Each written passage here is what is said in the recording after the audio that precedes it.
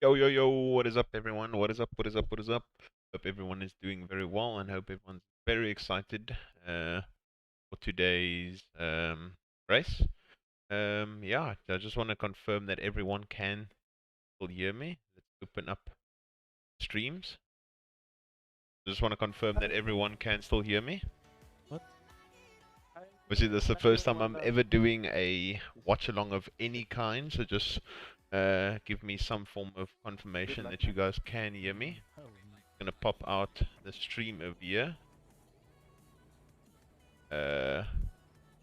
Pop out chat over here so I can read that. Have low tires. Yo, Jazz Power, what's up, my man? What's up? What's up? What's up? If I do this, can you guys still hear me? Is the stream okay? Not experiencing any issues because I see that I am getting a tad bit of frame drops in the stream elements, in the Streamlabs desktop. I don't know if that's happening exactly the same for you guys, but yeah, just let me know.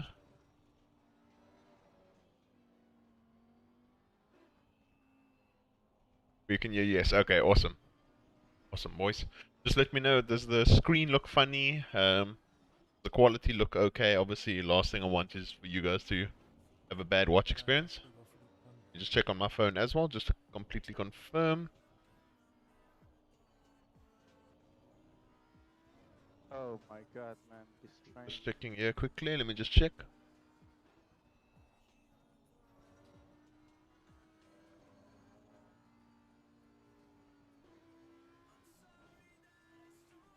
Okay, stream doesn't look too bad. Stream doesn't look too bad. Yo, Diamant, what's up, my man? What's up? I'm just gonna tweet out the stream. How's everyone doing? Is everyone ready and prepped? This awesome evening of watching some SRO, watching all the boys. I think it's gonna be quite a fun watch along. Little frame drop, but other than that, all good. Ah, I'm sorry to hear that, Jazz. See, last thing I want is frame drops at all. Is the frame drops bad? I don't know if it's my PC that's struggling or what it is. I don't think Google should be as intensive as ACC, but not 100% sure. So currently we have on board Mr. Nicholas Euban, one of my GTWR teammates. Then we also on the side have our have the GTWC World Challenge ready and waiting. So at the moment we're going to be watching from Mr. Euban's stream. Just here and there. Ah, sorry to hear that, Jazz. Stream looks good for me, no issues. Okay, Ricardo. Okay. For any of the other boys in the Discord that wants to watch. Everyone, if you want to come. Yeah.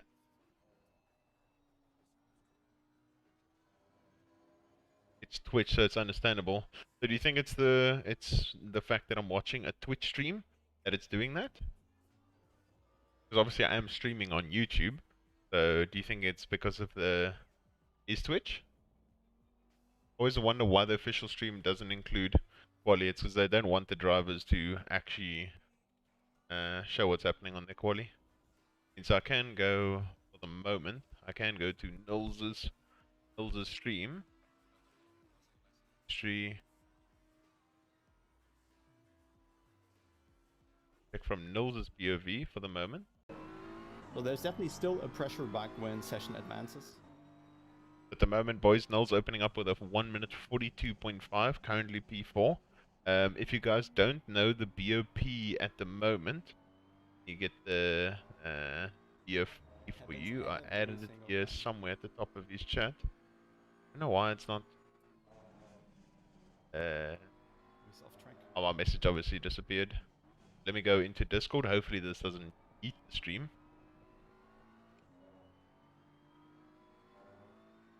Let's open this so you guys can have a look and see, and then I'll paste it in chat quickly.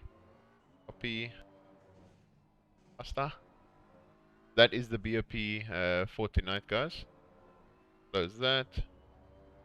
Put Discord. Boom. That is the BOP for tonight, guys. Bentley has 25 kgs, Ferrari 20, McLaren 10, Porsche 15, and M4 10. What's a bit crazy is the fact that literally 3 minutes before the BOP got released, guys. 3 minutes before, I mean, not the BOP got released, but 3 minutes before BOP got finalized, they literally added 10 kgs to the M4 as well as 10 kgs to the BMW, which in my opinion is a bit wrong. You shouldn't leave it to that late, but yeah, it is what it is. When are you bringing out setups for the Macca? I don't really drive the Macca that much, Jazz. I mean, I definitely can do Macca setups, but if I were to do Macca setups, it would be for someone on the Patreon or something like that. I won't willingly go and do Macca lap because I'm not really as good in the Macca, so it would be much more difficult for me to get a lap out the car, as well as I don't really know how to finely tune the car in terms of the setup. So I think realistically the Macca will be a bit scuffed in terms of the setup. Yeah. Currently Nils P5, Avlosky P1. Some of the Bentley boys obviously have a lot of the most amount of ballast with 25 kg, so they can obviously do something saucy. At the moment, you've got Rognikov P18, Blazer P10, Piffet P27, and I'm not too sure where Dara McCormack is at the moment. So the M4 was 0 kg before, and now it's plus 20 now. No, Tornado. So the M4 was 0, and literally 3 minutes, not even joking, Tornado, 3 minutes before the server opened. Because essentially what happened was everyone came to come and drive on the official server, and they didn't think that they would adjust the BOP. So what happened is in the server, right before the official server went on, Nils and one of the Ferrari drivers ended up going fastest with a 41.6 and a 41.7. And 3 minutes before the official server came out, they said, no, you guys are going too fast, the BOP's not really right, and boom, slapped them both with an extra 10 kgs worth of ballast. Yeah, he's definitely going to do very, very well. Let's jump on board with Euban over here. 42.4 for the moment. I think the Audis, considering they don't really have ballast, I think the Porsches, guys, trust me, the Porsches are going to be very quick, and I'm very happy to see Mr. Jordan Sherritt, our very own South African, up there. So, looking very good for him. He didn't have much expectations and hopes before this race, but obviously Alice has changed in the last few minutes, so yeah, it's gonna be insane. How important is the dampers to dampers on a car when you do a setup? Sometimes it does benefit. I mean, a lot of the time I don't spend too much effort and too much time into it, like for the hot lap setups. Spend a little bit more time just adjusting and fine tuning it, the paid setups and for actual league races and stuff, Jazz. But yeah, the dampers, fine tuning the dampers just helps the car. I wouldn't say a stupid amount, but it can definitely change the balance of the car and make the car feel much better and much easier to get the lap done. Jared had a terrible race last Sunday at Laguna. Yeah. Laguna. I'm trying to think. What happened at Laguna? What do you mean? What do you mean at Laguna, Ricardo? Trying to think. Laguna. When was he driving Laguna? Yo, Joshua, what's up, my man? Yeah, I'm doing very well, Joshua. Hope you're doing well. At the moment, we're just having a watch along of seeing how everyone's doing. Yeah, it is super sketchy, Tornado. Super sketchy. Right before a big competition, and Seaman misses. Yeah, 100%. So at the moment, Knowles with the extra 10 kgs, as well as the Ferrari boys and the other BMW drivers, would not know at all, would not know whatsoever, if he actually, if they actually have okay setup now or not anymore. Ricardo, he's not doing the ATK Pro Series, so he couldn't have gotten in, couldn't have gotten, could not have gotten yeeted in an ATK race if he's not doing the ATK Pro Series. I never knew the Macca is so good in the wet. Yeah, Jazz, it's mental in the wet. It's super, super good. I'm glad you're not doing too badly, Joshua. So Ricardo, Jordan can't do the ATK Pro Series because of obviously the series is based on you driving the the what do you call it, Mercedes, and Jordan is contracted by Lamborghini, so he's not allowed to drive anything else other than the Lamborghini. So unfortunately, he can't do the Pro Series. So I'm not sure if you saw someone else or anything. Yo, Courtney, what's up, my man? Welcome to the stream. What's up? What's up? What's up? What's up? I hope they don't do this for the endurance with the bop. Yeah, I hope so too, because literally having last minute changes like this could completely affect you. And it's the other sheriff for sure. Una. I don't know if Cody Sherritt, his brother was doing the ATK Pro Series either. He could have been, but I know that his brother was doing a race face Laguna at some point. I'm not too sure if you might have looked at that, but not 100% sure, Ricardo. Let's jump back on board with Mr. Knowles. B7 with Tunitsa still in first place. Let's see. A Ferrari P1, Ferrari P3. I'm not too sure who's splitting them at the moment. The Bentleys are trying to have a bit of damage limitation at the moment, as it looks like my screen that the Bentley of McCormack is probably the highest up at the moment. I will have a look. Be right back. Okay, no stress, Ricardo. I raced HDK round, sure. I'm sure Cody was driving. Okay, Joshua. Yeah, obviously I don't know. I can't remember exactly what series Cody's all taking part in, but it could have definitely been in.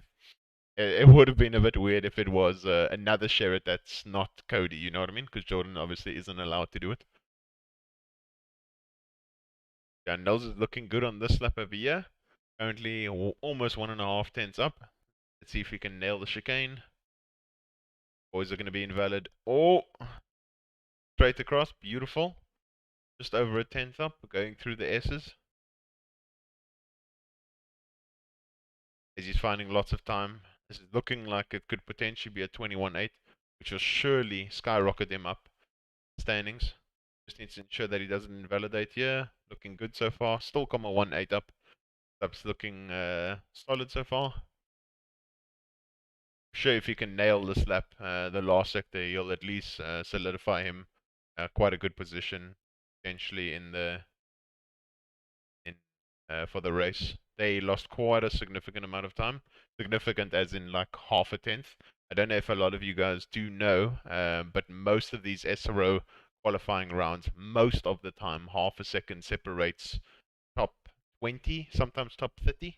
So yeah, it's absolutely mental. Let's just have a pause over there. Let's have a pause, a slight pause over there just before you finish the lap so we can have a look and see what the standings currently are. So, pause there. Look at that, boys. Mr. Sherritt in P3. That's really awesome. So currently Ferrari from Porsche, from Lambo, from BM. You can't say the BOP is not that awesome. And look at just what I said so far for the moment, boys. Half a second separating the top 17, which is absolutely mental. It's Cody Sherritt who was competing in the ATK. Oh, okay, no stress, Ricardo. No stress. Obviously, I didn't know. I didn't even know that Cody was taking part. So yeah. P5 for Nils at the moment. The BOP, even though it seems a bit unfair that they did it to the BM and the Ferrari that late, I still think that that those cars specifically should have gotten ballast. So yeah, let's jump back on board with Mr. Huben. Thank you very much for that YouTube subscription, guys. Thank you so much. Can't wait to do my first SRO race. I'm racing the rest of the endurance series, so I'm pumped about that. That's awesome, Joshua. Are you racing in the BM or which car are you racing in, buddy? That's awesome. I'm sure it's going to be an absolutely incredible experience.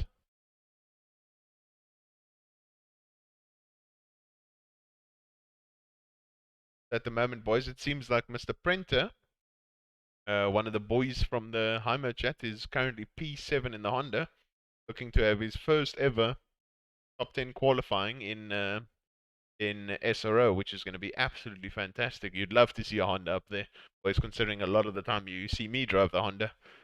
Honda's very, very strong here. The best lap he has done is a 41.8 in hotter conditions, so it should be really, really awesome if Prenta can nail a lap, so we can have some Honda representation. Aston, no Beamer, sadly. Oh, okay, Joshua, it's still awesome. I mean, how many people can say that they actually drove an SRO? I've never driven an SRO, so you have a feat over me, Joshua. That's amazing. Nils rocking the TC8. Yeah, Tornado. On this track, especially with the BM, you want to ensure that the rear doesn't step out whatsoever, because that just bleeds lap time. And because the rear of the BM is so twitchy, you need to ensure that you run a stupidly high EC over here. So at the moment, Tornado, you can find on my YouTube channel, if you scroll very far down, I think it was like 3 months ago, you can actually find my 42.2 lap in the BMW, and you'll notice that it has 7 TC, which is stupidly high. Noel's obviously rocking the 8 TC here. The reason I discovered the 7 TC was actually Noel's using 7 TC in an ARR race. That's kind of how I came across it and said, oh, damn, this works wonders. Yo, Magic, what's up, my man? Welcome to the stream. Hope you're doing well. You'll get a chance, no doubt. You're a beast. Ah, thanks, Joshua. Appreciate it. Only problem, the only problem is obviously with the fact that in GTWR there's so many really, really fast drivers. So there's so many people up for the task and up for the opportunity to be able to drive in that endurance series. You know what I mean? So yeah, 100%. Yeah, the Aston is really, really stable for endurance, but you also need to ensure, Ricardo, that you get the car almost as sketchy as possible, because depending on the track, you need to absolutely make it mental to be able to make it fast. Like on Bathurst, it actually has some decent pace, so there it won't be too bad. But sometimes you unfortunately need to do quite a lot of a lot with the car, Ricardo, to be able to make it fast, because the Aston in 1.8.16, the current patch we're on, is not the same beast that it was in the early 1.8 or even 1.7. 1.7 it was much, much better. Now, even though the Aston's received its 3 to 5,000 RPM buff, it still isn't the same animal that it was. Oh, it's only a pleasure, Tornado. Only a pleasure. Yeah, it definitely is, Joshua. 100%. Definitely is. At the moment, we're still watching on board with Mr. Euban. Last lap that he just completed now was invalid because of the speed that he carried. Because the speed he carried onto the apex starting the lap, which started the lap invalidated. This lap is actually a clean lap, so we get to actually see what the man can do. The man, the myth, the legend. Nice to see if we can see some Audi representation up there. I see Mr. P9, Andrea Capoccia, which is another GTWR driver in P9, so that's really good. Let's see if Euban finds some time. He's currently almost a 10th up. Yeah, as you can see, boys, there's lots of steering inputs going on during his drive through this tricky track. Yeah, Aston 1.7 was the good old days where the car was absolutely mental. Oh, he's trying to nail it. Went a little bit wide, trying to squeeze onto the throttle as quickly as possible, but you guys can easily see that this car is completely loose and it's not nearly as stable as you would like a setup. Obviously, for the race, you would have went for something a little bit more stable. You can see that this car is literally a Twitch Fest machine. Throwing the car through the corners. I mean, these are stupidly fast times. 42.2 for the moment. Oh, and he just hit some oversteer. Damn, unfortunate. Let's jump back on board with Mr. Nils himself and then see how he's getting along. So currently P6 BMW, P7 BMW, and then P11 BMW. Number 7 and 11, Nils and Camera are the BMW, pretty much the works drivers for BS Plus competition. We can also see Mr. Eamon Murphy, James Baldwin's teammate, at the moment P21. He's struggling to find some pace around here for the moment. But as I mentioned, guys, the difference between first as well as literally most of the time top 20, top 30 is half a second. So when I say someone's struggling, they still, these are some of the best of the best of the best of the best. So when I refer to the term struggling, they're not struggling. Look at how annoyed Nils is over there. 0.06 up, and you can tell between all of us, if we were 0.06 up and we're invalidated, we wouldn't be that triggered by it. But considering the whole field is separated by such a small, narrow margin, it literally affects the placing by quite a lot. So at the end, we'll see if Nils doesn't improve on his lap time of his 41.94. We can see where an extra 0.06 or 0.7 would have put him. Just keep that in mind, guys. Keep that in mind. Aston 1.7 plus Spa was a dream, yeah. Aston 1.7 Spa wet untouchable combo. It pretty much is almost like a Porsche. It's pretty much like a Porsche at Laguna in the wet, literally untouchable. Yeah, guys, if you want a combo that you'll never ever lose at, if you know how to drive the Porsche, literally just drive the Porsche at Laguna in the wet. Can I close the chat? Hi, chat. Yeah, I wanted to hi chat because people are getting a little bit toxic in the chat. You know how these esports races go, boys. Everyone's obviously getting a bit hyped up and wanting their drivers to do the best possible, and then yeah, some toxicity does come out every now and then. Yeah, Noel's currently looking 1.2 tens up. This is definitely gonna jump him quite high in the standings. We can see after this if the SRO actual race has started, because I know there's a 10-minute wait time between the official qualifying as well as the race, because they don't stream the quali itself. So at the moment, Nils unfortunately threw 1.1 tenths away. There's still some time for him in this corner. Gets a little bit of a better exit, and he comes into the pits to load up some fuel and just get ready for his next run.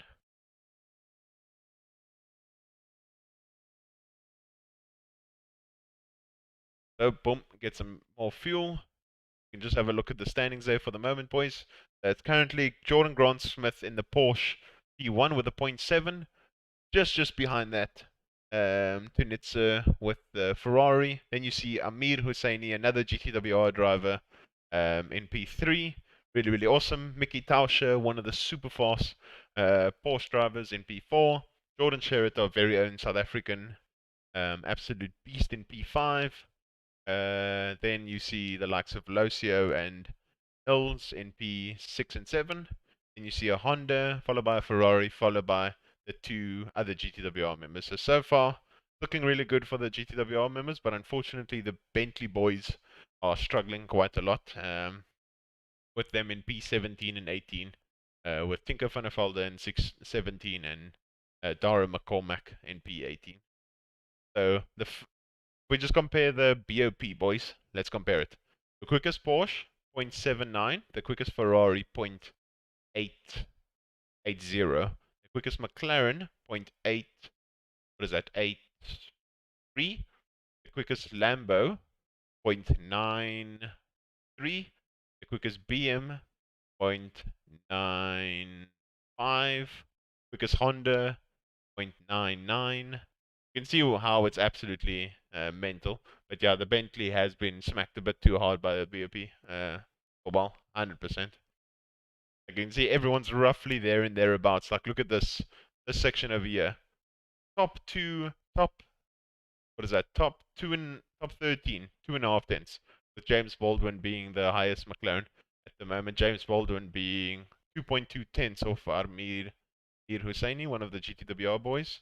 So yeah, it's insane at the moment. It is absolutely mental. The Nels is gonna obviously head back out.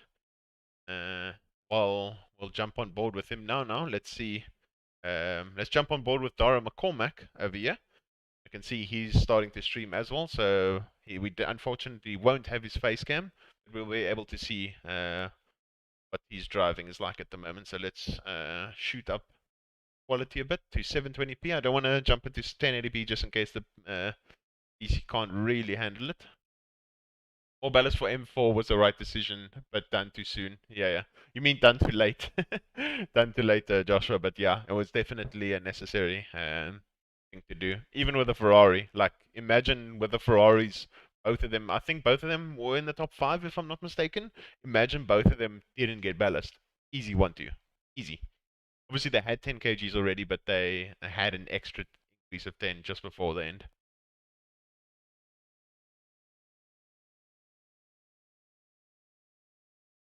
Let's increase the volume so you can hear this beast flying around. What's the car volume like, guys? Can you hear the car nicely, or is it too soft? Or am I trying to get on the power as early as possible? Only 0.04 up. I don't know how much it will mean for his overall position.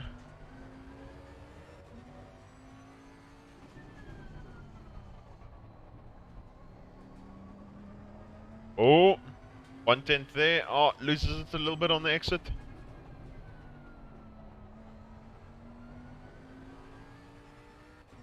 I'm a 0.6 up. I'm a 0.5.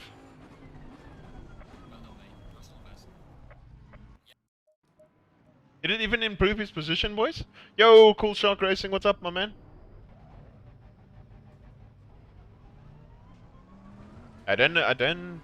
He obviously has seemingly... Yeah, he has gotten a bit closer, boys, so that 0.6 definitely has improved his position by quite a bit. But now he's just... Can you believe it, guys? On the brink of getting 41, and still you only in 14th. Yeah, I'm very well, thanks. Very well, thanks, Cool Shark. I copied the ballast in earlier. Can I make this a pinned message? Pinned message, there we go. Beautiful. So you should be able to see the pinned message at the moment. The Bentley has 25 kgs, the Ferrari has 20, McLaren has 10, Porsche 15, and the M4 has 10. Yeah, look at the map, it's insane. 40 people, Magic, in 30 minutes trying to complete the qualifying as quickly as possible. You can see Dara McCormack doesn't care at the moment. Look at that, 0.79 is currently provisional pole, boys. The lads are absolutely flying, absolutely sending it.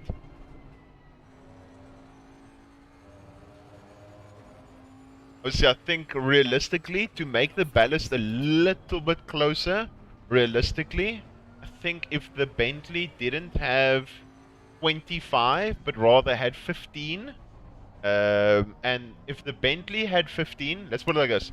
If the Bentley, I think the perfect ballast, in my opinion, is if the Ferrari had 25, the Bentley instead of 25 had 15, the Audi, actually yeah, the Audi 0, the Lambo 0, the Honda, I think 5 kgs, 5 kgs for the Honda. Let me think, what else? And then the McLaren 0. Let me think, McLaren 0? No, the McLaren 5 kgs as well. Then I think, boys, spot on BOP. I should be the BOP tester, boys. What do you say? No, just kidding. I'm way too slow in compared to some of these lads. I'd never be able to do that. Is the Ferrari really that quick around Hungaroring? Yes. So per while, McCormack did a 41.7, either 41.7 or 41.6 in the car in 23.27. So in 23 degrees. This is currently 16 degrees. If he had, he could have, at best, in these sort of temps, probably gotten like 41, maybe 41.3, 41.4, somewhere around there. But while they're adding the weight, what do you mean by that, Magic? Yeah, but while it's mental. And what's crazy is the Porsche. The Porsche, per while, is even better here. The Porsche of Luke Whitehead in 23.27 did a 41.3 in those temps. So realistically, in super cold temps, the Porsche without any ballast in super cold temps can actually do a 40. Believe it or not, Powell. Believe it or not, a Porsche can actually do a 40 in cold temps. How mental is that? Yeah, it's mental. Magic, what do you mean by, but why are they adding the weight? Watch along, Pog. Yo! Mr. Cold Autumn Rain. Doop, doop, doop, doop, doop, doop, doop. What's up, my man? Welcome to stream. Welcome, welcome, welcome. Oh, I misunderstood. What is the pinned message for? So essentially, those are all the weights that they added. So essentially, it's dashes. It's not minus 25 kgs, minus 20 or whatever. So that's essentially all the weights added. I did a 42. 7 in the 911 in 2130 in 1.8 and thought it was decent. Yeah, that is very, very quick. That is very, very quick per wall. Best I've done in the Honda as well as the BM, both of them I did a 42.2 in 1720. But yeah. But well, it's very, very quick. I'm glad you're doing fine, Mr. Cold Autumn Rain. So far, let's have a pause over there and look at the timings. The quali isn't completely done yet, but so far, Porsche from Ferrari, from McLaren, from BM, from Porsche, from Lambo. I mean, come on, guys! 5 different manufacturers within the top 6. Really, really good. And what's crazy is Knowles. Obviously, we didn't get to see Knowles' lap when he was doing that, but Knowles was complaining. Like, look at that, boys. Knowles was complaining that the 10 kgs was BS, and then Tunitsa was also complaining that the 10 kgs was BS. But look at them. They stole P2 and P4. Comma 05 off and comma 01 off. Come on, guys. Like, as much as you can complain, they seemingly got the BOP roughly quite good. Let's be honest. And then a Honda in the top 10. That's awesome from Mr. Prenter. That is a 0.97. That's awesome. Let's go. Big round of applause. Big round of applause, Mr. Prenter. McCormack, unfortunately, just getting just inside the top 15. But look at that, boys. Look at that. 3/10 separates just under 300. 3/10 separates the top 17. Like, that is absolutely mental. Rip Dome. That is absolutely mental. So I think McCormack will be streaming his POV for the race, boys, so we can definitely have a look at that and see how everything goes. Yesterday I wanted to do LFM race, didn't get started practice. EC during startup. Oh, that's unfortunate. Then hour later was night race. First ever night race at Donington. Hopefully it went well. Hopefully it went well. This is going to be insane, boys. So there is a 9-minute wait time. But let's see if we can go back in Knowles' stream and have a look if he did manage. Look at him sweating. He's super happy with that lap. Great lap from Knowles over there. Let's see if he managed to look at the times. Boom. Beautiful, boys. We can see the top 24. So look at that, boys. The top 24 within half a second of one another. Absolutely mental. Obviously, the BOP is not favorable towards the Bentleys. The Bentleys, as I mentioned, could have had 5, maybe 10 kgs off, and it would have been a little bit more accurate in terms of the performance. But other than that, like, we need to give a round of applause for the SRO people to getting the BOP somewhat quite decent. I think obviously Groenewald was the quickest Merc, so there's nothing really they could have done for the Merc. He was the quickest Merc, and he was 3/10 off. Unfortunately, they couldn't really do anything there. So yeah, some close racing tonight. Yeah, I suppose the pit will change a lot of things. Yeah, the pit magic will change a lot. It's going to be absolutely mental. My seed was 17, finished qualified P7, 5th, I think. Oh, that's awesome. Let's go. But Bentley should be better in the race, right? I mean, yeah, the Bentley should be quite good in the race because the Bentley always has a really good race pace.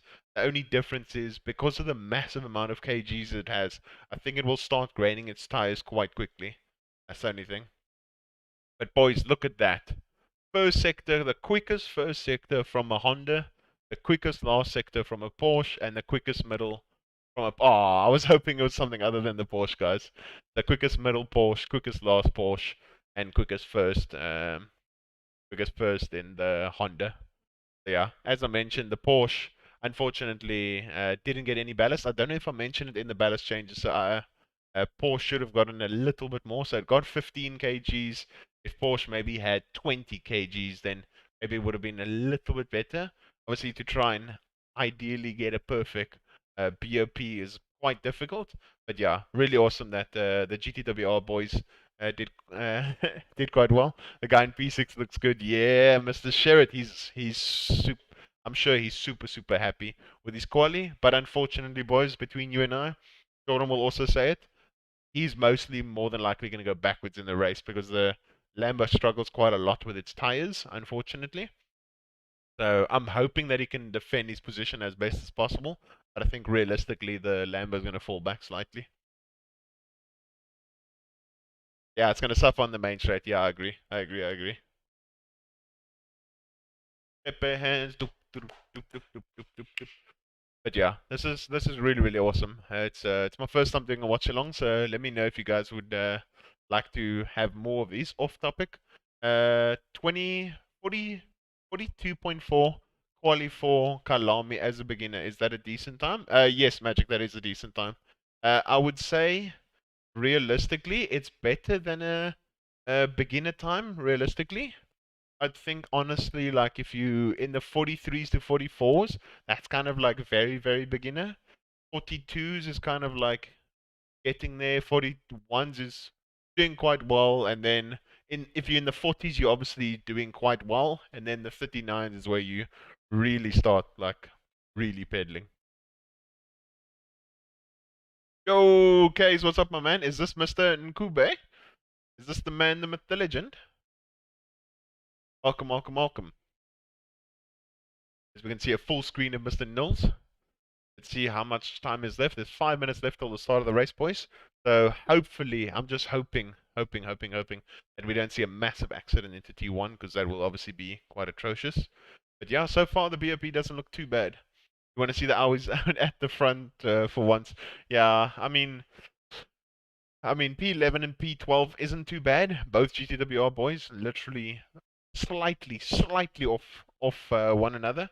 But yeah, Audis obviously couldn't really do much more. They had no ballast whatsoever. So same the Audis as well as the Mercs. You can't make them faster. You know what I mean? They're already as slow as possible. So maybe with the Audis and Mercs, they kind of need to ballast them around that. That makes sense. But there's only so much kgs you can add to a car before it completely screws the car. In ACC, do they balance BOP by just adding success ballast, or like RL adjust ballast by success ballast, intake restrictions, turbo boost? No, it's pretty much just ballast, Tornado, just ballast. So they don't do any restrictors, any of that stuff. Turbo boost limits. Most of the stuff you can't even do. But yeah, you can only add. I think in ACC you can only add a restrictor. You can add ballast, but they do nothing with restrictors whatsoever in ACC in terms of SRO. But they do add just success ballast. Not even success ballast, realistically. In SRO, they just do ballast in general based on what the car's performance is like. I'm in my second week of sim racing and I've been enjoying a lot. Oh, that's amazing, Magic. Keep up the good work. ACC patch notes are basically changes to the BOP, yeah. Yeah. So obviously, the BOP in general, the balance of performance to the cars, obviously changes from track to track. But in SRO, they add even more success ballast or ballast to the cars to ensure that they're as balanced as possible. So yeah, at the moment, McCormack is just hiding his screen. You can obviously get his setups at the SetSpace store on for high most setups. You can also buy my setups if you guys would like to. At its same SetSpace, but just Luke Addison on the SetSpace website if you guys are interested. AMR, yeah, the AMR got a power buff between 3 and 5k, but realistically, I don't think it really did much. If I'm completely honest, there's nowhere really that made me go, oh damn, Aston's so much better. Yeah, and the fuel changes, I think realistically, I think that was a lie because we did some testing ourselves and just looking, I don't think some of the fuel changes actually made a difference at all. Not too sure about some of them. I don't know. I think it was the Bentley was supposed to be one of them, I think. and that didn't get changed at all. And I was like, what? Bentley? What? But yeah, unfortunately, there is no specific links over here that I can. So the exclamation mark Patreon, unfortunately, doesn't work over here. So let me just send it over here quickly for you. So do this, copy link, go onto my YouTube chat, and then boom, put it in here. Basta. There we go. So if you are looking for my YouTube link, I mean my Patreon link, there we go, right over there.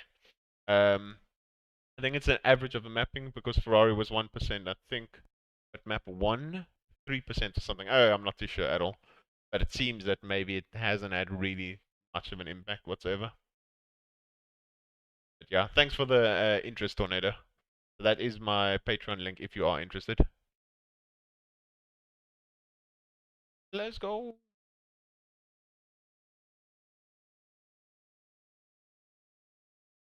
So let's see, Knowles getting ready to drive, McCormack getting ready to drive. I think it's good that we have a pretty much a POV of towards the front of the grid and sort of towards the middle-ish back of the grid. So I think it's going to be quite interesting to see what happens. Thank you very much for that YouTube subscription, guys. Thank you so much. Really appreciate every single bit of support you guys give me. Thank you, thank you, thank you. About 45 seconds left until we get this race underway. What do you guys? What are your predictions, boys? Any crazy predictions? Any of you guys have? Do you think we're gonna have a massive crash into T1? What do you think's gonna happen? I'm just hoping for a clean start because yeah, it's horrible when these crashes do happen. Doesn't happen often, but yeah. I mean, even at the highest level, everyone is trying to get one up on one another, so they end up just smacking into each other, left, right, and center. Crash turn one, yeah. I think I think it's gonna happen. I think it's going to happen. I collapse this and just get a better full screen of this. They're saying the BMW got nerfed. I completely disagree with that. I don't think so. The thing is, like, as much as Knowles is a very fast driver as well, I mean, I would do it as well. I would just say that the cars got slower even though they haven't. But yeah, realistically, you can't say that the BM got slow if you're doing 41 eights with 10 kgs of ballast. You cannot say the car got slower. Come on, guys. Really? Let's agree. Do you guys agree with me? Yes, no? Yes, no? If Jordan Grant Smith will get the start right, then it's easy for him to Nitsa P2, Knowles P3, in your opinion. Or a top 10. Yeah, I think, Pawal, that's actually quite a good prediction. I'm not going to lie. No, no, that's what's going to happen. Yeah, who knows? Yeah, I think McCormack will, even with the ballast, I think he's going to have some mental race pace, and I'm hoping for the best for him. But yeah, I'd like to see if McCormack can get in the top 10. That would be really, really cool. If Jordan can stay roughly in and around where he's at the moment, if both the GCWR boys in Euban and Kapocha can get in the top 10, that would be also really cool. And yeah, hopefully Prenter can also have a really good race. So looking forward to seeing a Honda in the top 10. We don't get to see that often. That'd be quite exciting. Unlikely, but would be fun to see someone running fuel at a high level race. It would be quite interesting. I know people they run Tornado, they run razor thin margins in terms of fuel. So if you did the calculations that you need 108 liters for the race, they don't put in 109 just to be safe. They put in 108. Baldwin also top 10. I don't know. I don't know. I realistically think it's awesome that him and Murphy are right on top of each other, which just shows that they obviously pretty much drive together and they're pretty much teammates. Unfortunately, they are quite a large amount of time off. When I say large amount, like 2 and a bit tenths, 3 tenths off Husseini. That's currently in P2 or P3, if I'm not mistaken. Let's check Knowles' chat. P3, so they did lose quite a bit of time in comparison to him. Obviously, we can't look at the sectors. So yeah, but I think it's nonetheless going to be a really, really good race. I don't think Baldwin will make top 10, if I'm honest. I think the cars around him also are going to be very, very, very, very strong. Although he does have some of the Mercs behind him, so I'm not too sure. It's going to be interesting to see. So, boys, do you want to watch? There is. Where did? Okay, boys, we can watch at the start here. Do you want to watch McCormack or do you want to watch Nils? Obviously, we do have the two POVs. Let's ensure that Nils is as caught up as possible.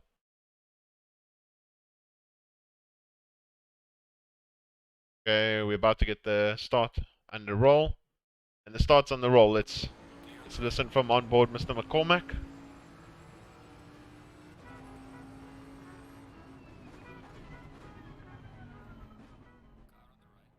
Oh, massive crash.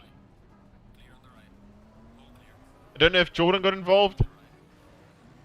But absolute chaos. And he gets murdered. No, McCormack gets murdered. Actually awesome. Boys!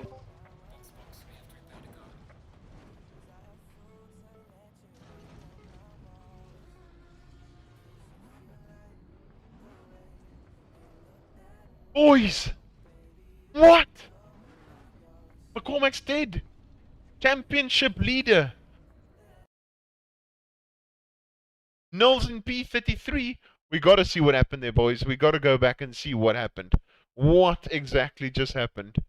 Nizmax, thanks for joining the stream. What exactly just happened, boys? Let's jump on board with Nils and rewatch that start. That was absolutely mental. I can't believe it. I know the Ferrari would have struggled off the line and the BM would have had an absolute B start. But let's see what happened here, boys. So Nils gets directly behind Tunitsa, goes towards the left-hand side. They're pretty much almost 3 wide coming into T1. So let's see what happens. Oh, no! It looks like over there, if we go slightly back, let's just check what happened.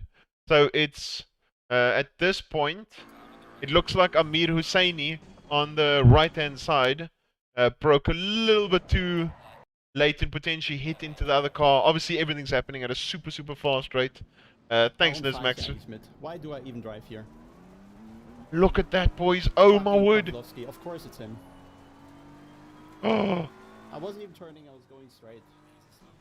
Oh, look at that. Look at that, boys. Look at this. It's like ants. What is this? It's like ants, boys. Yeah, I don't know if it was Husseini or whose fault it is, but damn, boys, look at that. It's the biggest joke in sim racing, man. Restart that surely. I'm not too sure what they're going to do, Cool Shark, but that was a mental crash. Yeah, looks like... What is that send from Knowles? He just doesn't care anymore. He's just sending it. What is that? What in the world, boys? He's going to just send it, yeah. He just doesn't care anymore. That is mental, boys. What on actual earth? And it looks like McCormack has either given up. I think McCormack's out. It's literally worse than a pub, boys.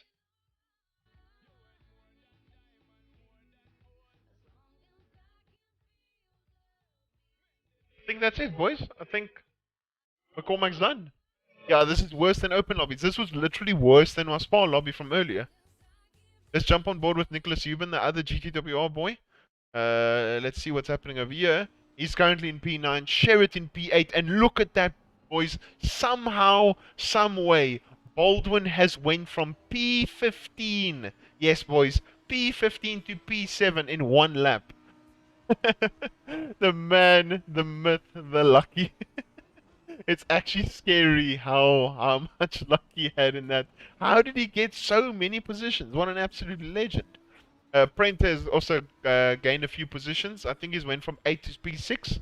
But Baldwin, P7. How on earth? How, boys? How does he do it? There's always seemingly, I have seen in the past that there's always these big incidents around him. And somehow, some way, just, I don't know if it's a mixture of luck and skill, but he just places his car in a position where he's just not involved in the accident whatsoever. Literally Hamilton vibes. Yeah, I've always said, in my opinion, in terms of some of the lucky situations that Baldwin gets himself into, he's, in my opinion, Baldwin's like the Hamilton of sim racing. Plants line up for Baldwin. Yeah, I was absolutely shocked. P7 from P15. I'm not sure how. How is Sherrod still P8? I don't know. I think he was involved in an accident, so I think the rear of his car is slightly damaged. The planets. Yeah, I just read it as plants. Yeah, not too sure. But yeah, so far the GTWR boys are currently P9 and 10. Not too sure where Mr. Senior is, but I think the Ferrari Academy boys are probably still realistically P1, maybe P2. Start was rubbish. Yeah, it was absolutely shocking. Like, I think if we go over here, if we go to history, we decrease the volume of his stream and we go to the official stream, which I wanted to watch. Just, if I type that in, GT World, we can click and watch the start again, boys. So let's watch it from a sky view. We see the... get on with that before Jordan Grant Smith. So at the moment, boys, just from the current standings, it's Porsche, from McLaren, from Porsche, from BM, from other BM, then Honda, McLaren, Lambo, Audi, Merc, Bentley, Aston, McLaren. What are the chances, boys? Top drivers, literally, yeah. I mean, I told you at the start of the race, like, it literally happens even the best of the best of the best. The best of the best of the best. It still happens at the highest level. So as much as you guys sometimes will think, oh yeah, at the highest level, once I get there, these crashes won't happen. Nope. Completely incorrect. It'll always still happen. Like, look at this restart, boys. I mean, look at the start. Coming down into T1. Let's actually slow-mo this so we can just have a rough idea of what's going on here, boys. We're going to decrease the sound. Let's just see here. So it looks like the Ferrari came across, hit Amir. And Amir is trying to break into the corner. Let's look at Knowles. Knowles is the BMW on the far right-hand side. And he gets hit, unfortunately, by a Porsche from behind. And then Knowles gets spun completely around. So that Porsche over there, unfortunately, ended up killing the lot of them. So unfortunately, that Porsche is... Let's see, who's the highest Porsche over there? Mickey Tausch, unfortunately. So let's look at the BM in the background, boys, so we can see what ended up happening. Okay, boys, so it was a chain effect. So it looks like the BM of... Oh, no ways! Okay, boys, so it looks like the BM of Stapleford hit the Porsche of Tauscher, which hit the Ferrari of Pavlovsky, which hit the BM of Knowles. Look at this chain effect, boys. So look in the background. Watch. Boom. There you see the BM make contact with the Porsche. You see the contact with the Porsche and the Ferrari. And you see the contact with the Ferrari and the BM from Knowles. Let's watch Jordan at this point. Jordan's in the Lambo. This point gets a slight touch. Then smacks into the back of the Ferrari. And at this point, he's literally pushing the Ferrari along. Like, get out of my way. I'm trying to move. I'm trying to go. And Jordan has a clear run on the exit over here. And look at this, boys. Just absolute carnage. Smack. Left, right, and center. The Ferrari gets absolutely bonged again. Knowles completely at the back. And as we continue over here, look at this carnage from this point. Some racing out the window here, playing bullets here. It was literally a domino effect. I mean, look at this, boys. Look at this. Come on. What is that? What is that? Literally like a 20-car pileup. 20-car pileup or something here, boys. What is going on? This is supposed to be the best of the best drivers in the world. That Bentley was just like, I don't care. I'm just sending it through everyone. Absolutely mental, boys. Absolutely mental. What a crazy start. Okay, so let's go back on board with the live. Yeah, esport. Yo, Tariq, welcome to stream, homie. That's absolutely mental. I cannot actually fathom that this is the highest level. At the moment, we've got Jordan Grant-Smith from Amir Husseini, from Tauscher, Locio, Stapleford, Prendergast, Baldwin and Sherritt. Then Huben and Kabocha rounds out your top 10. It seems like the boys up ahead were fighting. I don't know why they changed the camera now. Why'd you do that? Why'd you change the camera? It literally looks like I was gonna say that um, Jordan and Huben are currently having a fight. They are obviously somewhat teammates, if you can put it like that. But yeah, I think Brent as well as Stapleford are having a massive battle. So look at this, boys. Tauscher is having a lot of trouble with Locio and Stapleford right on him. Brenter with the Honda absolutely flying as well. All four of them chained together, literally back and right. Red flag, red flag. Yeah, Magic, it's mental. Let's increase some volume here. How loud is this volume for you guys? Can you still hear me like significantly over, and can you still hear the commentators? Yeah, and the Macau pileup was mental as well. How loud is the stream for you guys, boys? As they come then now up towards the chicane. Did he find a way through? No, he did not. Baldwin now looking for 6th, 7th and 8th, because you've got Kieran Prendergast behind this flotilla of BMWs. I don't want to be that guy that started it. Yeah, I completely agree. I would prefer not to be the guy that started it as well. We hear you loud and clear. Okay, that's good. I want you guys to be able to hear the commentary. Then you've got Stapleford, Prendergast, Baldwin, Sherritt. Let's look it down the straight, see if anyone's going for any moves. At least all the way back to 11th place. As a driver, that is such a difficult position to find yourself in. Oh, the Porsche and the BM getting so close. Concentrate on your mirrors, and if you do attack, you've got to be. Oh, he's going for it. He's going for it. Now looks to the inside again. He had a look. He had a look. Into break a little bit late or yeah, boys, it seems that Tauscher unfortunately just can't hang with the pace that Jordan Grant-Smith and Amir Husseini is currently doing. So yeah, at the moment, Mr. Tauscher is the cork in the bottle. He's going to have to pretty much defend for the rest of this race, because Luca, Locio, as well as Stapleford, Prenter, Baldwin, Sherritt, Huben and Kapocha are completely on them. But as you guys can see from like the F1 inverted commas DRS zone, everyone is within the DRS zone all the way up to P17. Not that the DRS zone exists, but yeah, it's absolutely mental how close all of them are.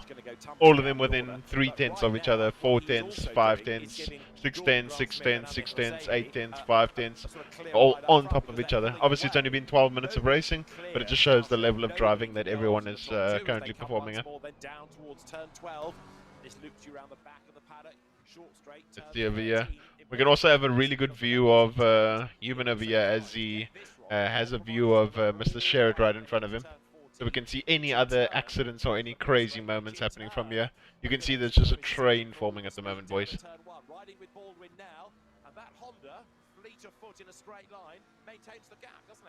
Look at how the Honda absolutely flies down the straights, boys. Prenter knows that he's got a machine that's capable of absolutely flying off the corner exits. But Baldwin's car at this moment looks very neutral, so it seems like the Veloci McLaren machine is doing exactly what James Baldwin wants it to do, which... Yeah, so look at that, boys. I actually just realized that James Baldwin's teammate, Mr. Murphy, they both started in P15 as well as 16, and at the moment, Baldwin is in the top 10, and Murphy's not in the top 25 or top 23, per se.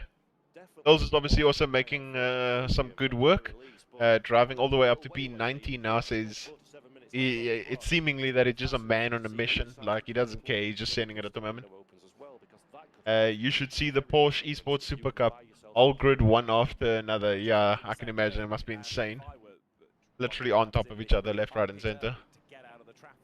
But it's super impressive, considering this is a whole bunch of different cars trying to ensure that the BOP is on top of each other and as close as possible, and it's still this close.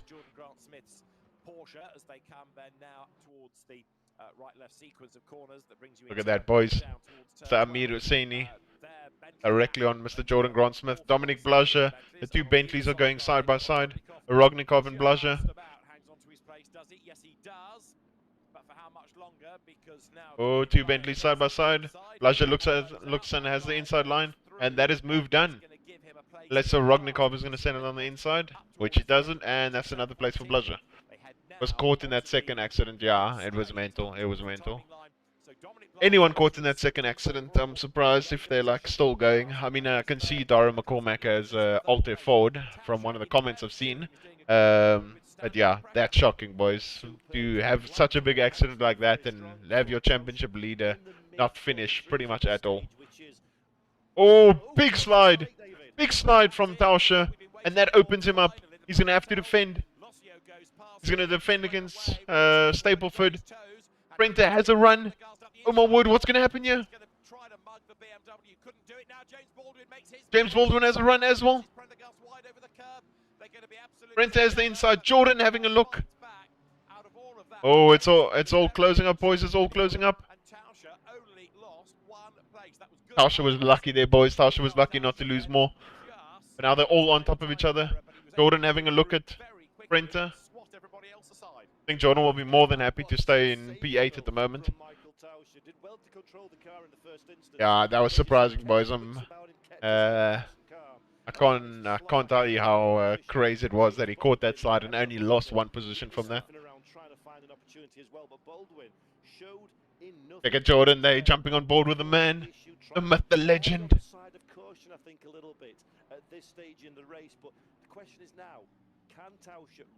Let's go. I can't blame him, to be honest. One mistake and you lose 5 positions in karting. Yeah, 100%.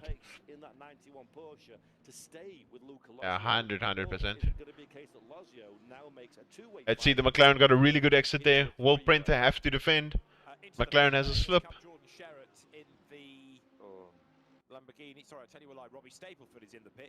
Robbie Stapleford made an early pit.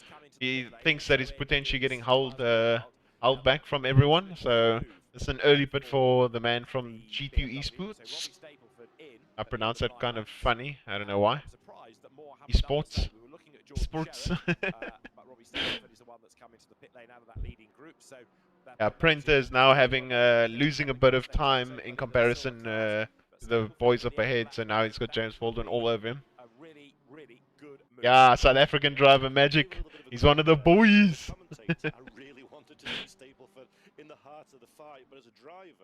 So let's see. Stapleford's the leading in terms of the people who have completed their pit stops. It looks like at the moment on our screen that he potentially came out in clean air. We'll have to see. As they're dropping slowly but surely down in the timing and the deltas updating. It'll be interesting to see where eventually does end up. But for the moment, we're going to go back to Huben's stream, see what's happening with him. Let's also open up McCormack's stream and see if he's just spectating or what is he doing at the moment, because he is still live. Not existing. Oh, he's just speaking to chat and just chilling. At least we get a live on board with Mr. Huben, right behind Jordan Sherritt in the Lambo.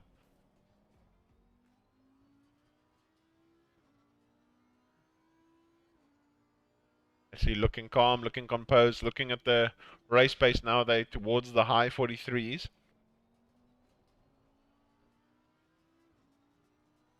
I'm not sure if the pace is getting dictated by Brenta up ahead, or if everyone's tires is slowly but surely dying. Tires pressures doesn't look too bad. It's still towards the mid 25s, which is roughly where you want it to be. But yeah, at the moment seems like Jordan's trying to get all over the back of James Baldwin. Nicholas the Audi wizard, exactly. Yeah, doing very, very well so far. Awesome to see one of the Bentleys also towards the top, Mr. Blaža and Tinko, P11 and P12, really good for them. It's unfortunate that Mr. McCormack had obviously his massive accident, considering he was the championship leader. Had a really, really solid championship so far, so I think this is going to drop him heavily down the order. So that's very unfortunate for him. He will probably be really, really disappointed. The amount of time, guys, I don't know how much people actually understand how much time everyone puts into these races. Just countless and countless and countless hours of setup, practicing, ensuring that you have your quali nailed. You can do those lap times again and again and again with like your eyes closed, and just ensuring that the tires don't drop off as much, that The car's really, really suited for the race. And yeah, the amount of hours that go in for just for T1 or lap 1 to end up in a complete catastrophe obviously affects is not really good. So seems that the previous lap was a bit slower. This lap seems like Apache and the boys are, Euban and the boys are towards the low 43s. Not too sure if Euban will end up making a move here. It's come right behind Jordan. He'll have to watch out just in case he ends up spinning Jordan, which would not be ideal. Just imagine then how F1 is if they crash lap 1. Yeah, all the resources, everything. Yeah, it must be mental. At the moment, it seems that Jordan's tires are probably starting to give in a little bit. Who knows? Obviously, I can't tell what the tires feel like and what the car feels like. But at the moment, Euban seemingly is getting a little bit, having a little bit of unrest, staying behind Jordan. So yeah, let's go back to the mainstream, boys. And also, we can also hop on board with Mr. Niels and see how it is going with him. So let us go history. There we go. Oh, I clicked on the wrong thing. Oh, still ended up when you do the wrong action, but you end up on the right action, boys. Niels currently P13, so he must have actually had a massive catch-up session on everyone. So we actually really missed quite a lot of the action, because look here, P18, unless a lot of them pitted, P18, P16, yeah, it literally seems that a lot of them have started to just fall into the pits, get in clean air. So Nils is probably going to try and ensure that he lasts as long as possible on these tires. Mac looked at the replay on his stream on Twitch. Yes, Coolshock? Looked on the replay on stream on Twitch. Oh, McCormack looked at the replay on stream on his Twitch. Okay. I'll see if I can jump on board with him quickly. Oh, he's not live anymore. No. Not live anymore, unfortunately.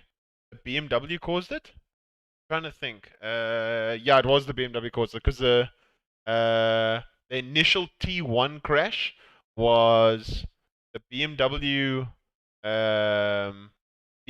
hitting the Porsche hitting the Ferrari hitting Nils. Stream ended, so it's on replay. Okay. I'll see if I can find that quickly. Now let's close this. Go to for Mac. I don't know if I'm even, obviously I'm single digit typing here. So let's see, recent broadcast. Go towards the end. Promoted for the moment. So let's look here, boys.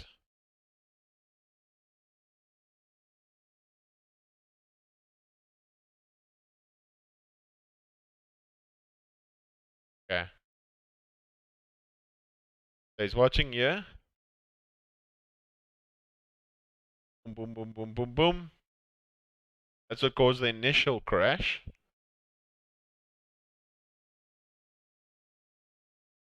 Yeah, so Robbie Staplefoot unfortunately caused the initial massive crash.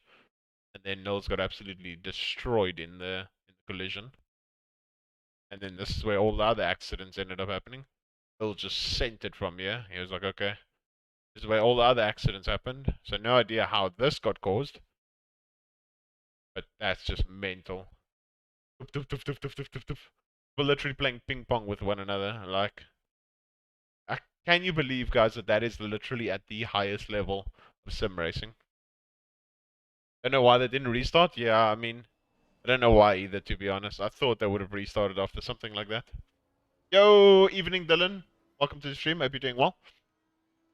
Moment, if you are just joining, we are watching some SRO Esports with some of the GTWR boys in the race. Jordan doing well, trying to see how Alice plays out, see all the accidents. There's a massive crash in at the start of the race, which obviously ended a lot of people's hopes and dreams. I mean, why would they restart? Did you see the crash? The crash is massive. I would have restarted after that. There was like a 20, 30 car pileup. It was almost as bad as AOR Tier 1 Paul Ricard. It was mental. Seems like a couple cars were pinging in and out. Yeah, it was just literally crash. It was a crash fest, left, right, and center. So, yeah. But welcome, Nate. Hope you're doing well. Welcome to the stream.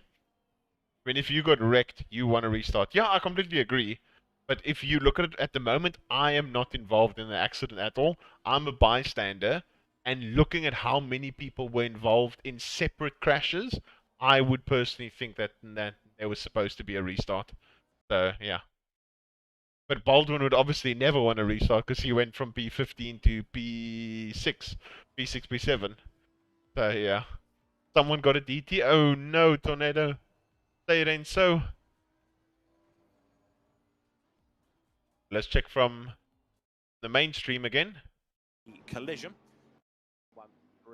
At the moment, it's still Porsche from McLaren, from BM, from Porsche, from Honda, from McLaren, from Lambo, from Audi, from Mercedes, then the two Bentleys, and then the first of the pit, not the first of the pitters, but Hill's obviously just making his pit stop. So Robbie Stapleford, the guy that unfortunately did cause that initial accident,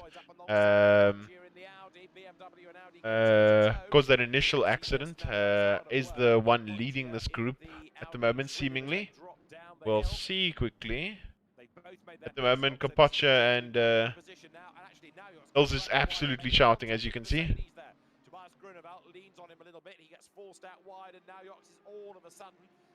Oh, he's annoyed. We gotta go watch that from his point of view, boys. You know we gotta watch that from his point of view. We gotta watch that. So let's listen to the reaction of Knowles as soon as he comes out the pits and just comes along all these various cars. They side by side with Kapacha here, the Audi. Obviously he's going to try and send it around the outside. The Audi does have that slight bit of better acceleration, so Knowles goes super deep over here. Quatcham breaks a little bit late. Now they're getting very touchy over here, and the Merc is just able to drive away from that corner. Yeah, you can tell he's very annoyed by that.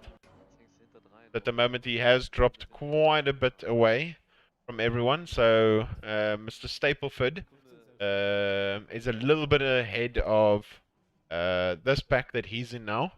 So we'll go back to the mainstream and see roughly where everyone is.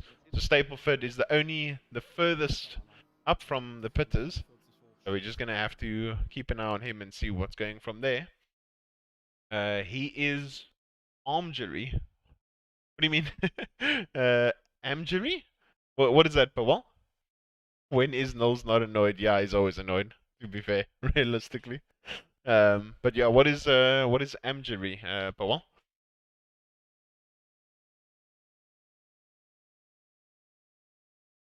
Robbie Stapleford just getting ahead, seemingly, of the McLaren of Leo Boulay over there. Has done his pit stop. Leo Boulay does still have a 5-second time penalty.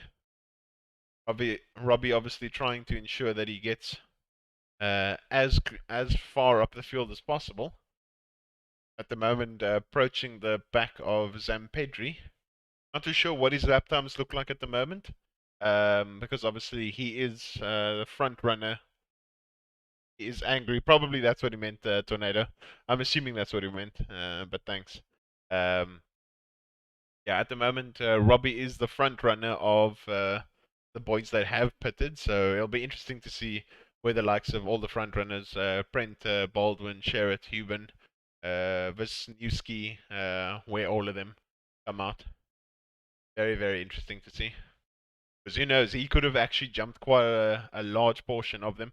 Because he was in, as far as I remember, P5, if I'm not mistaken, guys.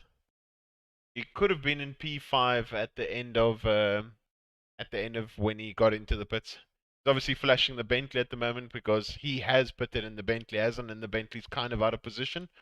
So, and yeah, there we go. The Bentley lets him go. I would have expected, like I personally wouldn't have done that. But yeah. San Pedri not giving a second crash. At least he actually did, to be honest. At least he did. Yeah, it's crazy to see that as soon as Locio has gotten ahead of Tauscher, he's pulled a 1.8 second gap, and Amir Hussein is still 0.4 behind Jordan Grantsmith. So Mr. Prenter doing his utmost to try and get past Tauscher, as well as keep Mr. Baldwin behind him. So Prenter doing an absolute beast job over here. Just needs to control the rear of the car, because I know the rear would be quite sketchy as the stint goes on and on and on. Yeah, so far so good for the Honda man. Very awesome to see a Honda towards the front end of the field. Don't really see it that often, if I'm honest. How is Sherritt so fast in the Lambo? Giannis, he just is. He's one of the super. Obviously, all these drivers are very quick, but in my opinion, he's in the top 2, top 3 of the best in the world, in my opinion. Obviously, everyone will have their own opinions based on who's the best of the best. But yeah, I think Sherritt's up there towards some of the best of the best. How was Husseini so high up and James like B15? Because in my opinion, obviously everyone has their own opinions. I think Husseini's actually quicker than James, if I'm completely honest. So it didn't surprise me that he outqualified him. I think James is a really good race driver in the race, in terms of taking advantage of bad situations, staying out of trouble. Obviously, you saw how he managed to get from P15 to now P6 by staying out of trouble and avoiding that crash and just placing his car in the right places. But I think in raw pace, there are obviously some drivers a little bit quicker than him, like Amir Husseini as an example. No one faster than James. Yeah, he's driving one of the worst cars, and look at where his teammates are. Yeah, his teammate is obviously struggling a lot more than him is. Obviously, you can see he's making the Lambo look better than it is, unfortunately.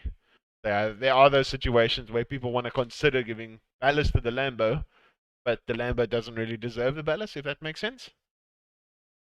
But yeah, it's mental. Yeah, Amir Hussein is still having an absolute monster fight with Jordan Grantsmith ahead. And I'm quite surprised because Jordan Grantsmith, when I spoke to him not that long ago, he said he was washed.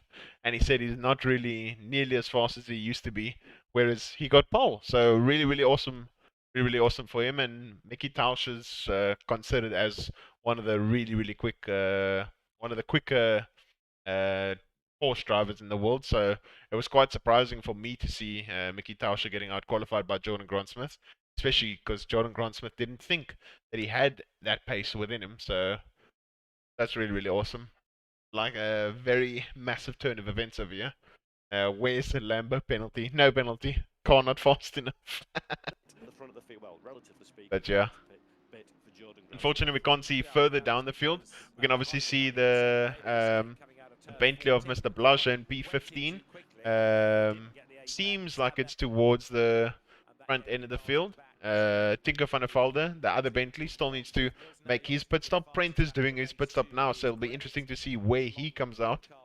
Was that just him that just came out there? No. So we need to see where Prenter came out.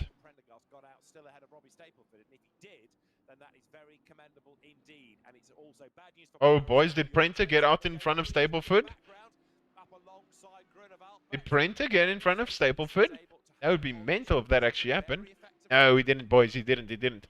So he's just behind Zampedri and a tad bit behind Robbie Stapleford. So Robbie Stapleford, guys, actually managed to jump them. It seems that if he keeps his pace going at the moment... Oh, and Mickey Tauscher, boys! Mickey Tauscher got a DT!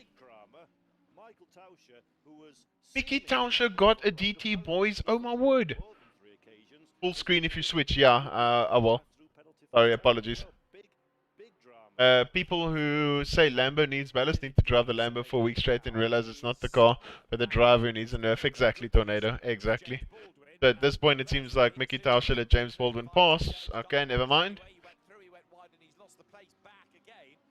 Now Sherritt's still behind this battle with Euban, also just chilling. At the moment, I'm not too sure what Mickey Tauscher is going to do here, because he does have a DT, so that's going to absolutely ruin his race. So, yeah. Yeah, the lap 1 carnage was absolutely mental. Who even says that? Oh my word. Yeah, that was an F. You actually like the Lambo? Yeah, I like the Lambo too. It's just super difficult to drive. I mean, there Mickey Tauscher would have gotten another ET. Oh, look at how loose the car is. That's the problem, Magic. That literally answers your question. Look at how loose the car is. That answers your question. So coming out of here, having those small snaps of oversteer, boom, there he would have got a cut again. So yeah, he would have definitely got it for track limits. I'm pretty sure, I could be wrong, he has a DT at the moment, but I wouldn't be surprised if he's got 2 warnings again after the DT. Yeah, the level's absolutely super high here. It's super high. Yeah, the URL livery, the Unicorns of Love livery looks absolutely mental. It seems like... Okay, he's still not going to serve his drive-through. Jordan Sherritt comes into the pits. He wants to maybe see if he can undercut them. Part of the problem is it's a modern day Formula One circuit, and by the regulations, it has to have, rather than grass verges, all of this runoff tarmac, which therefore invites drivers. Maybe, just maybe, boys, Mickey Tauscher might be able to hold up Mr. Baldwin. The poor struggle with the straight line speed there, and Mickey Tauscher obviously had to let that position go. So now potentially Baldwin is going to undercut Jordan Sherritt. We obviously don't want that to happen. Baldwin's going to have a mega outlap here if he wants to jump Jordan. Mickey Tauscher is still completely on Baldwin, but unfortunately will slowly but surely lose that ability to stay with him, as he has the rear of the car absolutely dead. Yeah. The GT1 looks cool as well. Yeah, it's absolutely mental, Magic. At the moment, it's still Jordan Grandsmith from Amir Hosseini, some of the non-pitters, then Laseo, then quite a bit back. Baldwin, Tauscher that just got the DT, followed directly behind is Zubin, then Wisniewski, Saklari, and Tinko. Otherwise, almost everyone has had their pit stops already. Dan Pedri seemingly is going to leave his pit stop for the very last moment, but it seems that Jordan Sherritt has actually jumped Prenter. Let's go, boys. So Mr. Sherritt has jumped Prenter, so that's really awesome. A mandatory pit, tire change, and fuel. I think it is... I think you need to do a mandatory tire change. So you have to do fuel as well. You might as well just do fuel. I can't really remember, if I'm completely honest, Tornado. But I think it is. Mandatory tire change. Fuel, I think, 1 liter. Yeah, it is 1 liter fuel, so it's mandatory tire change with only 1 liter of fuel. But you can't refuel. So people pretty much run max fuel and then just add 1 liter, and then I'm pretty sure it's max. It's mandatory tire change. So Mickey Tauscher obviously just serving his DT now, but still needs to ensure that he does his actual pit. So he's going to end up super far behind everyone, boys. So Nils is currently in P18. Obviously, he's trying to make his way back up the field. It's a good recovery from him, considering he was the first person to get absolutely spun from that turn 1 crash that happened at the start. Tobias Groenewold is now just ahead of him, so Nils will be fighting with him. Andrea Capaccia has now dropped to P16, where he was in P12 before all the incidents has happened. There obviously are a lot of people that still need to pit, so we'll see how the order changes as time goes by. Then it's Dennis Schuniger in P15, a former GTWR member. Then it's Dominique Blager, one of the first of the Bentleys. And then it's Zampedri, Prenter, Sherritt, Stapleford, and that rounds out everyone outside the top 10. And then the people who haven't pitted is Tauscher, Tinko van der Velde, Saklari, Wisniewski, and who else? I don't really see at the moment, but yeah, it's still Amir Hosseini, as well as Jordan Grandsmith still probably battling towards the front.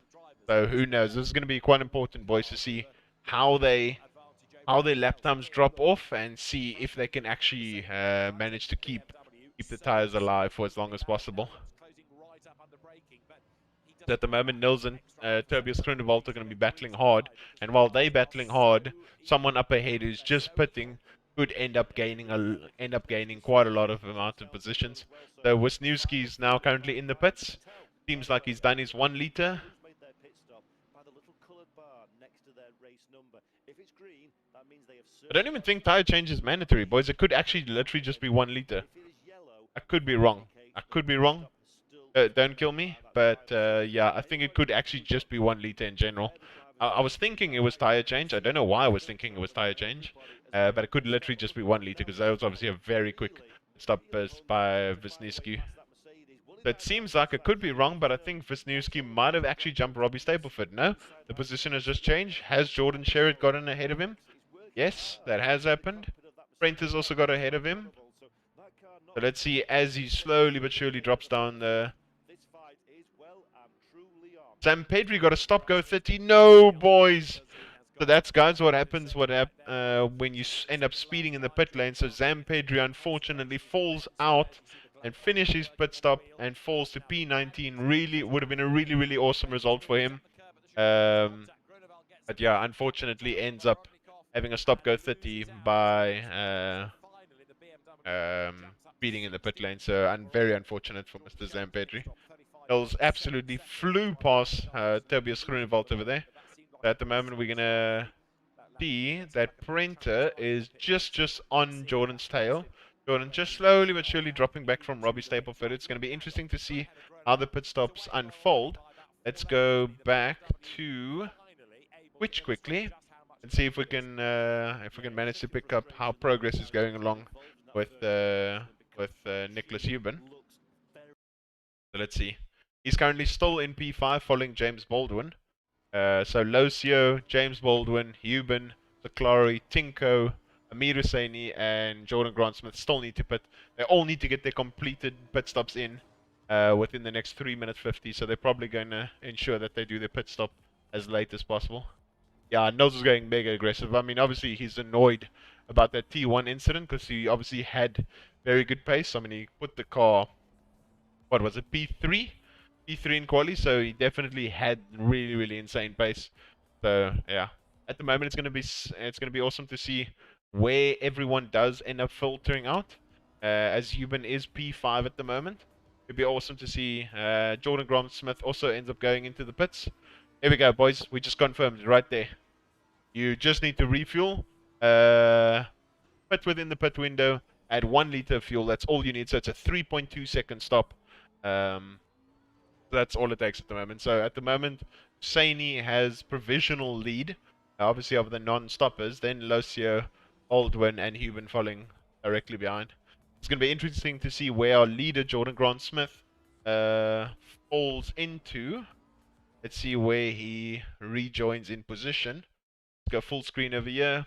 Jordan Grant-Smith, we're still waiting for that green to filter out and see where he comes out. The moment on the right hand side is P6. He exits the pits. Let's see roughly where he is. Seemingly some clear air. And who is that? There's a Honda over there. So is that Honda? Was that a Honda? I'm pretty sure it was a Honda. Wait, who was that? Was that Brenta? P6 Bentley. Wait, am I tripping? Bentley, there's a Honda. Where's Sherritt? Is that a Honda or am I tripping, boys? Was that a Honda? Unless that's a BM. It's probably a BM. I might be completely tripping, boys. I might be completely tripping, but it looked like with a massive wing from behind that it could have been the Honda. I don't know. Boys, imagine you enter this pit and you absolutely smash into the wall. Here we go. Solid pit stop from him so far. As they are pitting.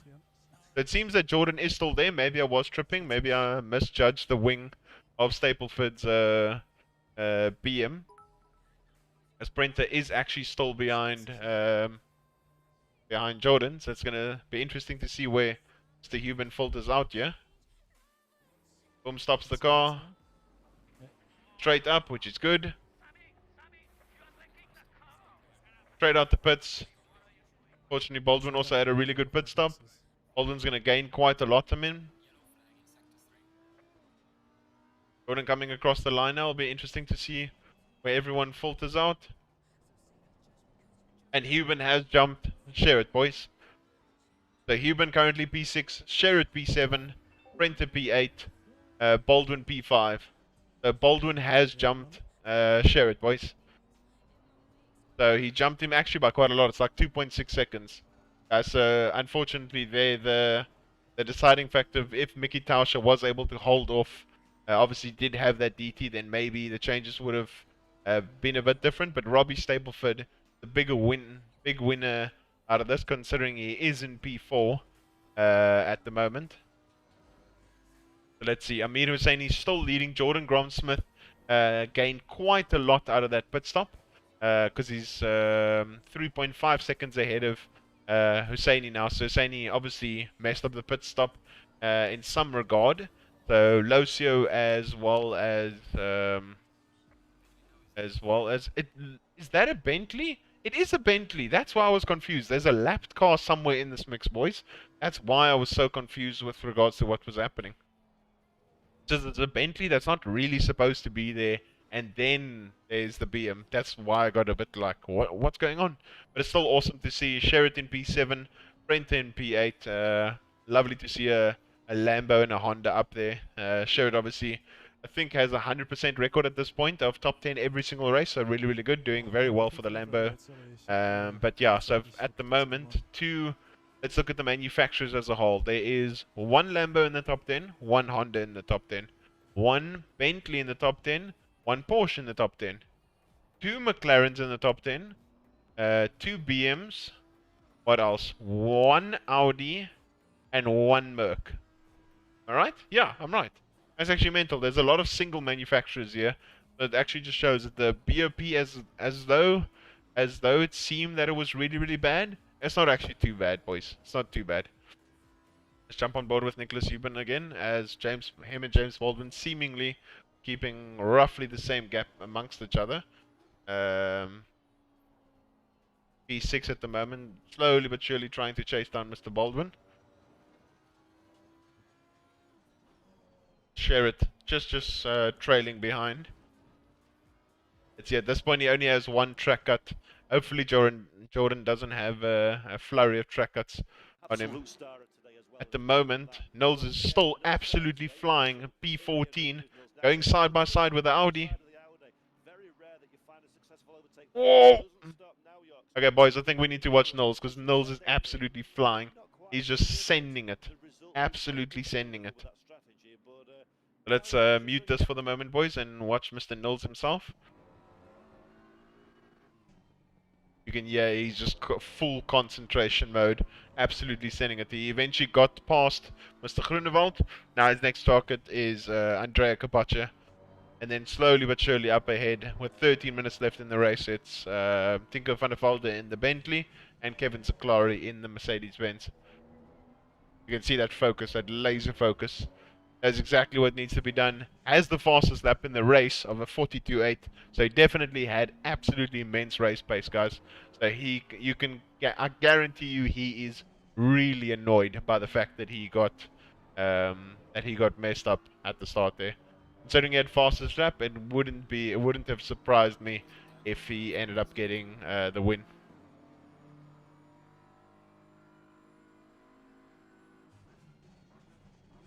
As I'm sure he definitely, even before the 10 kg ballast, definitely had the win on his cards.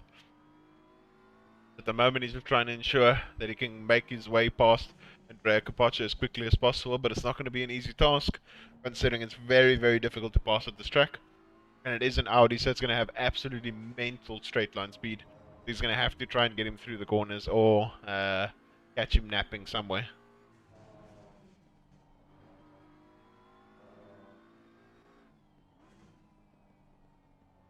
And the ATC is definitely looking after his tires quite well. That's really good. It also has really good ability over the chicane. So yeah, he's maximizing what the car can do. But yeah, look at the speed he carries through that chicane. Obviously, he doesn't want to end up in a situation where he spins a car. Look at how much that Audi is flying from Andrea Capaccia, one of my fellow GTWR teammates. Oh, I was getting anxious. Almost got a cut there. As the Bentley from Tinker van der Velde and Kevin Sakari up ahead are still battling quite hard. Andrea and Nils' battle grows ever closer. 11 minutes left to fight. See if you can maybe get him on the straight. I don't think so. Yeah, we'll be able to see what the Audi straight line speed is like. So it gets a really good exit. Gets a really good exit. Obviously has a little bit of a slip from the Bentley up ahead.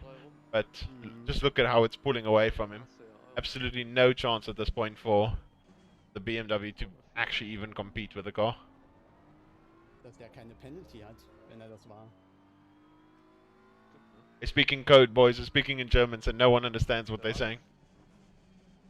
Is there any German speakers in chat that can understand what he's saying? Ja, was habe ich davon? Wie viel Silber sind denn vor mir eigentlich?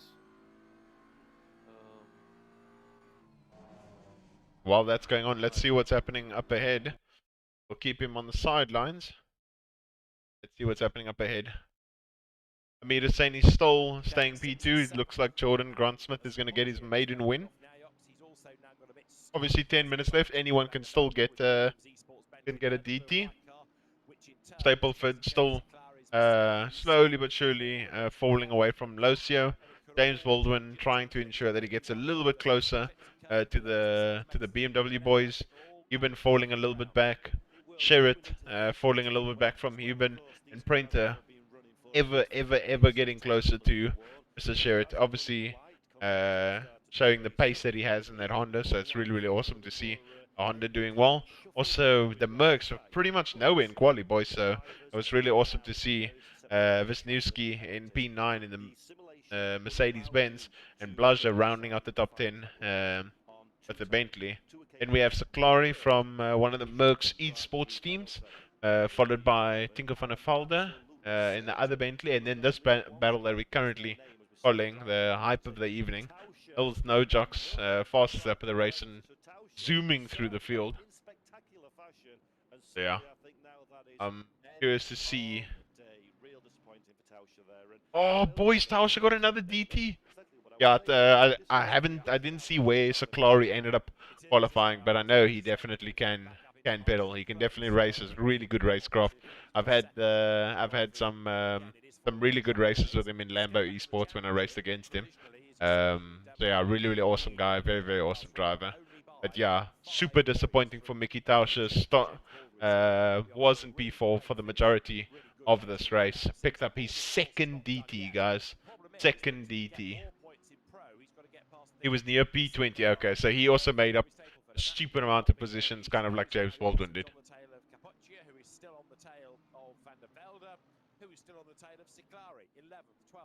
Can you believe that, boys? 2 DTs in a 1 hour race. It definitely can happen. I mean, I've had 2 DTs, yeah, in an LFM race when I was driving the Ferrari. Obviously a car that I'm not really too familiar with, but when you're obviously pushing as hard as possible, DTs kind of just end up happening, realistically.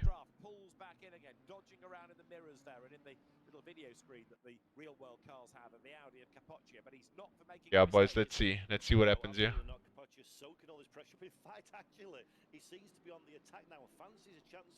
Yeah, Nils is looking very excited at these positions. They're all getting super close. Yeah, he has a really good exit. Let's see if we can maybe force something into T1. Obviously, we're not really focusing on the guys right at the back. I can see Leotau is directly on Fertile, and Baikov and Boulay are all having absolutely insane battles. But at the moment, this is the hype. Considering all 4 drivers are so close to each other. Nils with the fastest up the race, trying to have some redemption and trying to see if we can get through these last couple of positions to maybe get a surprise top 10 right at the end of the race. Oh, he wasn't top 20. That's insane. Oh well, that is mental.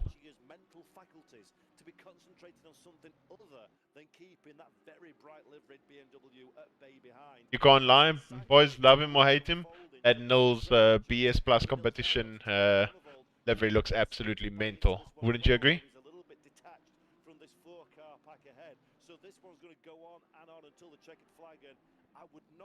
Boys, I actually just noticed something. Where is I actually just realized that that what's the other Ferrari driver's name? There's Pavlovsky and the other guy that drives F1. What's his name again? He's not even in the top 23. How did I not realize that he's not there anymore? Yeah, Knowles is very, very exceptional. Super exceptional driver.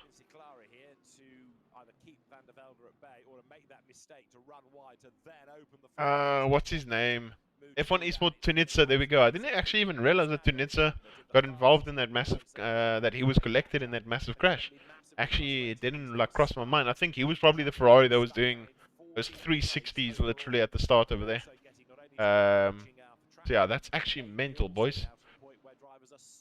Feel bad for Nils. Yeah, he got absolutely murdered into T1 Wicked Sim Racing. Thanks for hopping into the stream. Really appreciate it. Hope you're doing well. Apache needs to be a little bit careful at this stage. He's been very, very aggressive in his weaving, trying to defend Oh. now and also find a way past the Williams car ahead. Yeah, that's going to be interesting, boys, to see if Andrea Kapacha can potentially get past Tinko, but with Knowles directly right on the back of them. I can see here, boys, at the moment, the purple from Knowles' name has disappeared, so there's potentially someone that has just went into the realm of the 42.8s as well. So potentially he has gotten, that other driver has gotten the new fastest lap for the race. Touring car tactics, shall we say, to find his way past the Audi ahead. Indeed so, because he's tried most other things. So the front positions, guys, unfortunately, is still... Oh, that was sketchy, boys. That was sketchy. Yeah, the front positions are roughly still staying the same. Jordan Grantsmith still leading. Hosseini, Locio, Stapleford, Baldwin, Huben, Sherrod Prenter, Wisniewski, and Blaja. At the moment, the main action seems to be this battle over here, with Nils itching ever closer.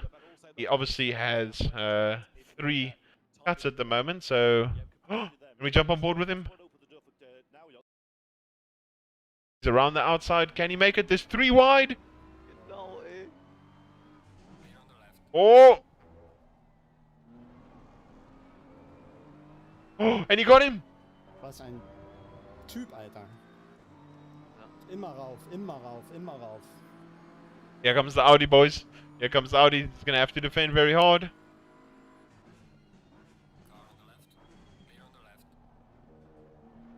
Oh, they hit each other from behind. Oh, the Audi almost hits him.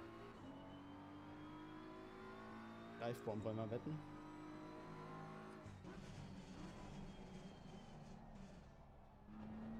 And Knowles makes the position. Let's go, boys. Good job on Knowles. Now Knowles has got 1.6 seconds left to catch to Saklari. And Tinko and Saklari are still having their massive battle with one another. It's going to be interesting to see how much he can pull in the short space of time away from Andrea Kapacha, as well as pull closer towards Tinko, as well as Saklari. So let's jump back on board with the mainstream as Dominic Blaja has his sights on Wisniewski. Let's disable the audio from the other stream. There we go. Enable this audio. Enable this audio. Dominic Blyer, isn't it? No pole position for the first time. Not a win for the first time all season. This has been a pretty tough afternoon. Yeah, it's interesting, boys. It's a shame. Also, Mickey Tauscher obviously has had 2 DTs in this race, which is absolutely crazy. Dropped from 4th to 22nd. Absolutely mental. 10th overall, and that's a pretty fine season. So Blair, yeah, absolutely, will be very disappointed in terms of this standalone event, the race today. But for his championship, that is a nice damage limitation exercise and continue. Looking, as they're mentioning now about Blaja's championship, he is, I think, leading Silver Class. I could be completely wrong, but it looks like he's leading Silver Class at the moment. So just 2 minutes left in the race. So let's see what happens, boys. Mercedes does seem to run a little bit wide over there. So let's see. The race is coming to a close. I think there's about 2 minutes left in the race before everything does settle down. Sherrod's still holding on to that P7 with Mr. Prenter directly behind him. It's looking really good. So far, GTWR boys in second, and P6, and then Jordan GTWR / Lambo Esports driver, so it's really good for the boys. And then Andrea Capoccia directly, not that far behind in P14, so really awesome result for the boys. Jordan Grandsmith obviously getting very excited. He's got roughly one more lap until he gets his first win in this season's SRO. I'm not too sure if he has had a season win before, but so far, really solid race from him. Pretty much controlled the race all the way through. Husseini obviously challenged him as best as possible. In this later stage, seems like Husseini has actually been quicker because he did gain quite a lot of time. He went from 3.5 seconds behind to roughly 2.3, as you can see there. Also, flawless race from Locio. Really dominant drive from him. And Knowles, obviously, he got that. Knowles got a DT, boys! Knowles got a DT! Ah, boys! Knowles got a DT. Let's check where he got it. Let's check. It's an L for Knowles. Where did he get the DT, boys? On the chicane. Oh, you got a DT while going on the grass. No. Nein. Warum? Dieses Spiel ist so dumm, Mann. Ich verliere doch Zeit. Oh, he's so annoyed. I can imagine. Let's look at how much he was down on his time. So he was... Okay, boys, that's a silly DT. Nein. He got the Warum? DT when he was 1,15 to 2/10 off his delta. That is a That is a BS DT. He's getting involved with the Tinker and Saklari battle. They stole directly on top of one another.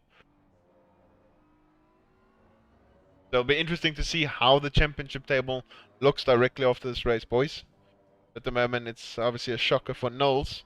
At this point, couldn't really care, so he's just sending it. Leader has finished. Jordan Grandsmith takes his win. Well done to him. Well done to all the drivers. Amir Husseini in second. Locio in third.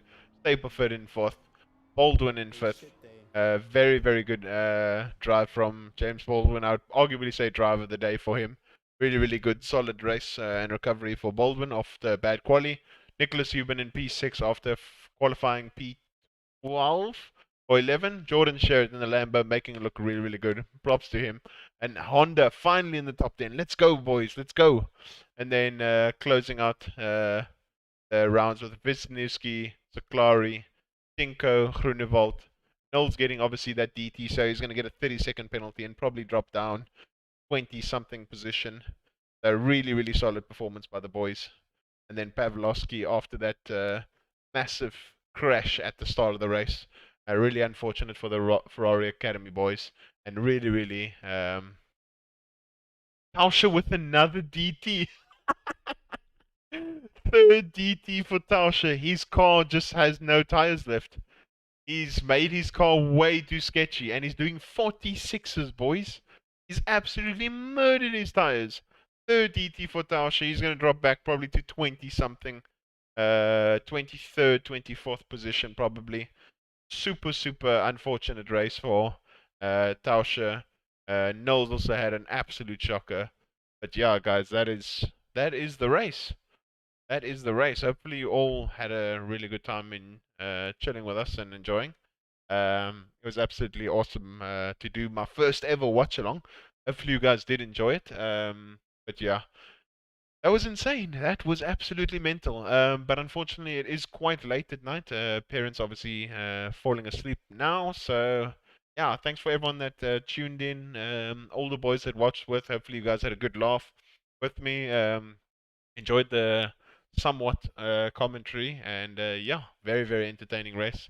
And I hope you guys have an awesome evening further, and I shall check you guys tomorrow. Really appreciate all the support, and peace out, boys.